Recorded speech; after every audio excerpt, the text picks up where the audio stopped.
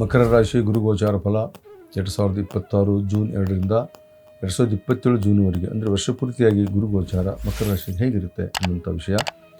ಮಕರ ರಾಶಿಯವರಿಗೆ ಸಪ್ತಮದಲ್ಲಿ ಗುರು ಬರ್ತಕ್ಕಂಥದ್ರಿಂದ ದಾಂಪತ್ಯ ಸೌಖ್ಯ, ವಿವಾಹ ಯೋಗ ಮತ್ತು ಹೊಸ ವ್ಯವಹಾರಗಳನ್ನು ಮಾಡ್ತಕ್ಕಂಥವ್ರು, ಪರದೇಶದಲ್ಲಿ ಅಂದರೆ ಬೇರೆ ದೇಶದಲ್ಲಿ ಕೆಲಸ ಮಾಡ್ತಕ್ಕಂಥವ್ರು, ನಿಮ್ಮ ಜೊತೆಯಲ್ಲಿ ಯಾರೋ ಪಾರ್ಟ್ನರ್ ಆಗಿದ್ದಂಥವ್ರು ಮತ್ತು ನಿಮ್ಮ ಕೈಯಲ್ಲಿ ಕೆಲಸ ಮಾಡ್ತಕ್ಕಂಥವ್ರು ಉತ್ತಮವಾದ ಫಲ.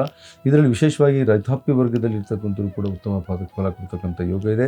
ಮತ್ತು ನೌಕರದಾರರಿಗೆ ಅಂದರೆ ಸರ್ಕಾರಿ ನೌಕರಿ ಮಾಡ್ತಕ್ಕಂಥವ್ರಿಗೂ ಕೂಡ ಶನೀಶ್ವರನ ಕೃಪೆಯಲ್ಲಿ ಆಗ್ತಾಯಿದೆ. 3ನೇ ಮನೆಯಲ್ಲಿ ಶನಿ ಹೋಗ್ತಾ ಇರೋದ್ರಿಂದ ಅವರ ಪರಾಕ್ರಮದ ಬಲವಾಗಿ ಸರ್ಕಾರಿ ನೌಕರಿ ಸಿಗುವಂಥ ಯೋಗ ಕೂಡ ಕೆಲವೊಬ್ಬರ ಆಕಾಂಕ್ಷಿಗಳಿಗೆ ಇದೆ. ಮತ್ತು ಯಾರು ಆಲ್ರೆಡಿ ಕೆಲಸ ಮಾಡ್ತಾ ಇದ್ದಾರೋ ಸರ್ಕಾರಿ ವರ್ಗದಲ್ಲಿ ಅಲ್ಲಿ ಕೂಡ ಸ್ವಲ್ಪ ಶನೀಶ್ವರ ಮತ್ತು ಗುರುಬಲ ಎರಡೂ ಕೂಡ ನಿಮಗೆ ಸಿಗುವಂಥದ್ದಿದೆ. ಆದರೆ ಸ್ವಲ್ಪ ಸಪತ್ನಿ ದಾಂಪತ್ಯದಲ್ಲಿ ನೀವು ಅಂದ್ಕೊಂಡ ರೀತಿಯಲ್ಲಿ ಸಮಾಧಾನ ಇದೆ ಅಂದರೂ ಕೂಡ ಸ್ವಲ್ಪ ಆರೋಗ್ಯದ ಪ್ರಭಾವ ಆಗುತ್ತೆ. ನಿಮ್ಮ ಜೊತೆಯಲ್ಲಿ ಅಂದರೆ ಪತ್ನಿ ಆಗ್ಬೋದು, ಪತಿ ಆಗ್ಬೋದು, ನಿಮ್ಮ ಸಹಪಾಠಿಗೆ ಸ್ವಲ್ಪ ಕಷ್ಟ ಆಗುವಂಥ ಸೂಚನೆ ಕಾಣ್ತಾ ಇದೆ. ಆದರೆ ಅಷ್ಟಮದಲ್ಲಿ ಕೇತು ಇದು ಕೂಡ ಸ್ವಲ್ಪ ನಿಮಗೆ ಸ್ವಲ್ಪ ನೆಗೆಟಿವ್ ಆದಂಥ ಥಾಟ್ಸ್ಗಳನ್ನು ಕೊಡುತ್ತೆ. ಈ ವರ್ಷದಲ್ಲಿ ಅಕ್ಟೋಬರ್ 20-31 ಗುರು ಪರವಾಗಿಲ್ಲ. ಆದರೆ ಮತ್ತೆ ಗುರು ಪರಿವರ್ತನೆ ಆಗಿ ಅಕ್ಟೋಬರ್ 31ರಿಂದ ಜನವರಿ 24 ಸ್ವಲ್ಪ ಪರಿವರ್ತನೆ ಆಗೋದ್ರಿಂದ ಏನಾಗುತ್ತೆ, ಅಷ್ಟಮಕ್ಕೆ ಗುರು ಹೋಗ್ತಾ ಇದ್ದಾನೆ. ಅಲ್ಲಿ ಉದರ ವ್ಯಾಧಿ ಆಗುವಂಥ ಯೋಗ ಇದೆ, ಸ್ನಾಯು ದೋಷ ಆಗುವಂಥ ಯೋಗ ಇದೆ. ಆಮೇಲೆ ಸ್ವಲ್ಪ ಯಾವುದೋ ಒಂದು ಗಂಭೀರವಾದಂಥ ಅನಾರೋಗ್ಯ, ಯಾವುದೇ ಹಿಂದಿನ ಕಾಯಿಲೆ ಮತ್ತೆ ಉಲ್ಬಣ ಆಗತಕ್ಕಂಥ ಯೋಗ ಇದೆ. ಹಾಗಾಗಿ ಮಕರ ರಾಶಿಯವರು ಸ್ವಲ್ಪ ಆರೋಗ್ಯದ ಕಡೆ ಗಮನದ ಕೊಡೋದ್ರ ಜೊತೆಗೆ ನಿಮ್ಮ ಮಾತು ಮತ್ತು ವಿಶೇಷವಾದಂಥ ಕುಟುಂಬದಲ್ಲಿ ನಿಮ್ಮ ಹೊಂದಾಣಿಕೆಯನ್ನು ಸರಿಗಿಟ್ಕೊಳ್ಳಿ. ಯಾಕಂದರೆ ಸೆಕೆಂಡ್ ಹೌಸಲ್ಲಿ ಇರ್ತಕ್ಕಂಥ ರಾಹು ಎನಿ ಕಂಡೀಷನ್ ನಿಮ್ಮ ಮಾತಿನಿಂದಾಗಲಿ ನಿಮ್ಮ ವರ್ತನೆಯಿಂದಾಗಲಿ ಕುಟುಂಬದ ವಾತಾವರಣ ಹಾಳು ಮಾಡ್ತಾ ಇದ್ದಾನೆ. ಹಾಗಾಗಿ ಆ ಕುಟುಂಬದ ವಾತಾವರಣಕ್ಕೆ ಸ್ವಲ್ಪ ಒತ್ತಡ ಕೊಡಬೇಕು. ಯಾಕಂದರೆ ಗುರು ಮತ್ತು ರಾಹು ಷಡಷ್ಟಕ ಯೋಗದಲ್ಲಿ ಬರ್ತಾ ಇದ್ದಾರೆ. ಅದು ಸಪ್ತಮಕ್ಕಿದ್ದರೂ ಕೂಡ ರಾಹು ಜೊತೆಯಲ್ಲಿ ಅವನ ಸಂಬಂಧ ಅಷ್ಟೊಂದು ಚೆನ್ನಾಗಿಲ್ಲ.